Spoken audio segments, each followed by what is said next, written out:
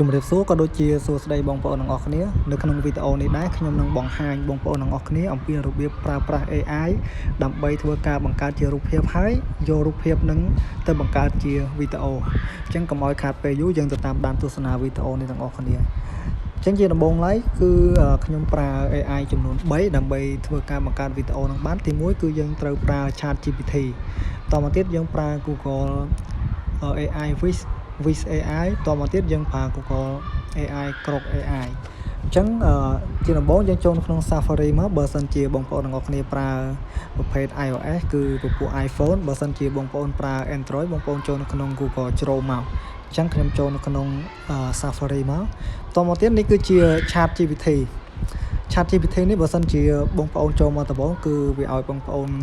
sign in ជាមួយនឹង email អញ្ចឹងបងប្អូនធ្វើការ sign in ជាមួយ email មកហើយបងប្អូនបង្កើតជា prompt នៅក្នុងហ្នឹងមកគឺ ChatGPT ហ្នឹងគឺវានឹងសរសេរ prompt មកយើងហើយអញ្ចឹងបងប្អូនចង់បង្កើតវីដេអូពីអីគេបងប្អូនសរសេរពីវីដេអូដែលបងប្អូនចង់បង្កើតហ្នឹងមកអញ្ចឹងឧទាហរណ៍ថាខ្ញុំចង់បង្កើតពីកូនក្មេង kid អញ្ចឹងខ្ញុំសរសេរមកដាក់ give me file prompt បើសិនជាបងប្អូនចង់បាន prompt នឹងច្រើនបងប្អូនដាក់ទៅតាមនឹងមកformat video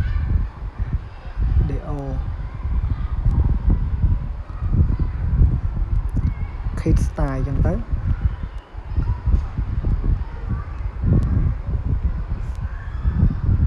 តមកទៀតបងប្អូនចុចសញ្ញាព្រួយនេះទៅដើម្បីធ្វើការឲ្យ ChatGPT ហ្នឹងគឺវាបង្កើតជា prompt មកយើងអញ្ចឹងនេះគឺជា prompt ដែល ChatGPT បានឲ្យមកឲ្យយើងគឺមានចំនួន5ដែលយើងបានឲ្យ ChatGPT សរសេរយើងមិញហ្នឹងអញ្ចឹងបងប្អូនមើលមក prompt មួយណាដែលបងប្អូនពេញចិត្តយកទៅបង្កើតវីដេអូបងប្អូនធ្វើការ copy វាមកអញ្ចឹងខ្ញុំយកទី1នេះចុះខ្ញុំធ្វើការ copy អញ្ចឹងបងប្អូនធ្វើការ select ទៅលើវាមកហើយបងប្អូនចុចទៅលើពាក្យ copy ហើយបងប្អូនចូលនៅក្នុង Safari នឹងដដែលបងប្អូនចូលនៅក្នុង tab ថ្មីមកបងប្អូនចូលទៅ sign in ជាមួយនឹង AI Wish អញ្ចឹងនេះគឺជា Wish AI ដែលខ្ញុំបានsign in ហើយគឺវាឲ្យយើង sign in ជាមួយនឹង email ដូចគ្នាអញ្ចឹងនៅពេលដែលបងប្អូន sign in រួចគឺវាចេញបែបនេះដូចខ្ញុំអញ្ចឹងខាងលើនេះគឺជារូបភាពដែលខ្ញុំបានឲ្យ AI Wish នឹងបង្កើតអញ្ចឹងយើងគ្រាន់តែ copy prompt មិញមកដាក់នៅកន្លែង descript នេះមកតមកទៀតបងប្អូនចុច paste មកអញ្ចឹងនៅពេលដែលបងប្អូន paste ហើយបងប្អូនរើសទំហំ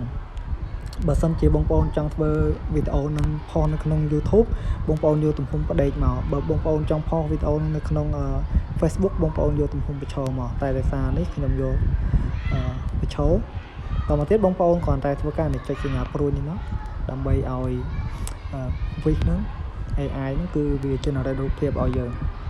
អញ្ចឹងបងប្អូនរងចាំបន្តិចមកអានេះវាអាស្រ័យទៅលើអ៊ីនធឺណិតរបស់បងប្អូនដែរបើសិនជាអ៊ីនធឺណិតរបស់បងប្អូនរៀងលឿន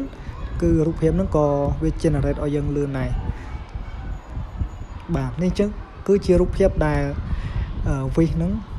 AI ហ្នឹងគឺបាន generate ឲ្យខ្ញុំគឺបាន2រូបភាពអញ្ចឹងបងប្អូនមើលមករូបភាពមួយណាដែលបងប្អូនពេញចិត្តយកទៅបង្កើតជាវីដេអូឥឡូវខ្ញុំសូមធ្វើការយករូបភាពខាងលើអញ្ចឹងដើម្បី save រូបភាពនឹងបាននេះគឺមានសញ្ញា download នេះបងប្អូនចុចទៅលើនឹងក៏បានឬមួយក៏បងប្អូនសកត់ទៅលើរូបភាពឲ្យជាប់មកហើយបងប្អូនចុចទៅលើពាក្យថា save to photo មករូបភាពហ្នឹងគឺវាចូលនៅក្នុង photo របស់បងប្អូនហើយអញ្ចឹងនៅមកជំហានចុងក្រោយទៀតគឺយើងចូលទៅធ្វើការបង្កើតវីដេអូយករូបភាពដែលយើងបានរក្សាទុកមកហ្នឹងឲ្យ AI generate ទៅជាវីដេអូអញ្ចឹងបងប្អូនចូលខាងក្រោមនេះដើម្បីបង្កើត tab ថ្មីដោយសារតែខ្ញុំមានហើយអញ្ចឹងខ្ញុំចូលនៅក្នុងក្រុម AI របស់ខ្ញុំមកដោយសារតែអ៊ីនធឺណិតរបស់ខ្ញុំរៀង slow អញ្ចឹងយើងចាំបន្តិចមកគឺវានឹងចេញឲ្យយើងហើយអញ្ចឹងនៅក្នុងAI ក្រុកនេះដូចគ្នាបើសិនជាបងប្អូនបើកមកដំបូងគឺវាអត់ទាន់មានទេបងប្អូនវាយក្រុក .com នៅខាងក្រោមនោះក្រុក AI មកហើយបងប្អូន sign in ជាមួយនឹង Gmail ដូចគ្នាអញ្ចឹងនៅពេលដែលបងប្អូន sign in ហើយគឺវានឹងចេញដូចខ្ញុំចេះហើយអញ្ចឹងដើម្បីធ្វើការ យករូបភាពដែលយើងបានបង្កើតមិញមកធ្វើជាវីដេអូបងប្អូនកលេចមើលនៅខាងក្រោមនេះអញ្ចឹងបងប្អូនឃើញមានកន្លែងនេះកន្លែងហ្នឹងគឺយើងចូលទៅរើសរូបភាពបងប្អូនចុចហ្នឹងហើយបងប្អូនយក edit image ចុចលើ edit image ហើយយើងទៅយករូបភាពមកយើងអញ្ចឹងនៅក្នុង photo library ចុចមកនេះគឺជារូបភាពដែលយើងបានបង្កើតមិញបងប្អូនអញ្ចឹងយើងចុចទៅលើរូបភាពហើយយើងចុច add នៅខាងលើមកបន្ទាប់ពី add ហើយយើងក៏លេខមកមើលខាងក្រោមនេះវិញនៅខាងក្រោមនេះគឺជា image មានន័យថារូបភាពឯងអញ្ចឹងយើងចុចកន្លែង image នេះមកយើងយកវីដេអូហើយនៅកន្លែងនេះបងប្អូនចង់សរសេរអក្សរចង់ឲ្យរូបភាពរបស់យើងនឹងចេញជាចលនាអីផ្សេងបានប៉ុន្តែខ្ញុំសូមអត់ធ្វើការសរសេរទេខ្ញុំសូមធ្វើការ generate រូបភាពនឹងទៅជាវីដេអូហ្មងថាគ្រប់នឹងវាចេញឲ្យម៉េចគឺខ្ញុំយកបែបហ្នឹងហ្មងអញ្ចឹងចុចសញ្ញាព្រួយនេះមកអញ្ចឹងនៅពេលដែលយើងបញ្ចូលទៅវានឹង generate ឲ្យយើងហើយយើងចាំឲ្យវា generate បាន 100% ពេញទៅ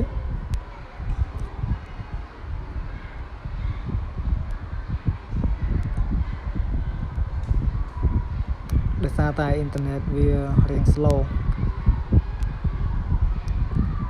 អញ្ចឹងនៅពេលដែល generate ពេញគឺវីដេអូរបស់យើងគឺវានឹងចេញមកឲ្យហើយអញ្ចឹងវាមានចលនាទៅតាមហ្នឹងហើយអញ្ចឹងនេះ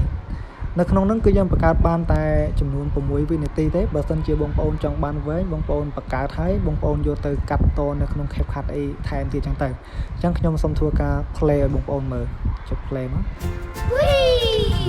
បងប្អូនឃើញនេះគឺជាវីដេអូដែលយើងបានបង្កើតហើយបើបងប្អូនចង់ download វីដេអូនឹងទុកនេះបងប្អូនឃើញសញ្ញាព្រួយនេះបងប្អូនចុចទៅលើសញ្ញាព្រួយហ្នឹងមកអញ្ចឹងគឺវានឹងចេញឲ្យយើងមើលនិងមួយទៀតគឺ download អញ្ចឹងយើង download ទុកនៅក្នុង photo របស់យើងយើងចុចលើពាក្យ download មកអញ្ចឹងបន្ទាប់ពី download ហើយវាចូលនៅកន្លែងណាដោយសារទូរស័ព្ទខ្ញុំគឺវាអត់ចេញនៅខាងក្រោមនេះទេដោយសារតែវាស្ថិតនៅក្នុងផ្ទាំងដែលយើងបង្កើតវីដេអូអញ្ចឹងខ្ញុំសូមធ្វើការចុច tab នៅខាងក្រោមនេះបន្តមកទៀតខ្ញុំចូលនៅក្នុង tab ណាមួយមកអញ្ចឹងនេះនៅពេលដែលខ្ញុំចូលមកបងប្អូនឃើញសញ្ញា Q ខាងក្រោមមូលនេះទេខ្ញុំន័យថាវីដេអូមួយអញ្ចឹង download ហើយវាចូលហ្នឹងយើងចុចទៅលើហ្នឹងមួយមកយើងចុចកន្លែង download នេះចូលកន្លែង download ហ្នឹងហើយគឺយើងនឹងឃើញមាននៅខាងលើនេះគឺជាវីដេអូរបស់យើងដែលយើងបានចុច download មកយើងចុចទៅលើហ្នឹងមួយមកតមកទៀតនេះបងប្អូនកលេចមកមើលសញ្ញាព្រួយនៅខាងក្រោមនេះបងប្អូនចុចលើសញ្ញាព្រួយហ្នឹងមកតមកទៀតបងប្អូនធ្វើការ scroll អស់មកក្រោមវិញមកយើងឃើញមានពាក្យថា save video អញ្ចឹងយើងចុចទៅលើពាក្យថា save video មកអញ្ចឹងគឺវារួចរាល់ហើយយើងបាន save ចូលនៅកន្លែង photo របស់យើងហើយយើងចុចដានមកហើយយើងចុចដានទៀតមកហើយយើងអស់ចេញមកយើងចូលនៅក្នុង photo របស់យើងអញ្ចឹងបន្ទាប់ពីខ្ញុំចូលនៅក្នុង photo មកនេះគឺជាវីដេអូដែល That was fun. Yay, let's go again. អញ្ចឹងវីដេអូរបស់ខ្ញុំគឺមានតែប៉ុណ្្នេះឯងសង្ឃឹមថាបងប្អូនទាំងអស់គ្នាអាចយកទៅអនុវត្តតាមបានហើយសង្ឃឹមថាបងប្អូនទាំងអស់គ្នាជួយចុច Subscribe នៅ Channel YouTube របស់ខ្ញុំម្នាក់មួយផងដើម្បីទទួលបាននូវវីដេអូថ្មីៗជាបន្តទៀតសូមអរគុណ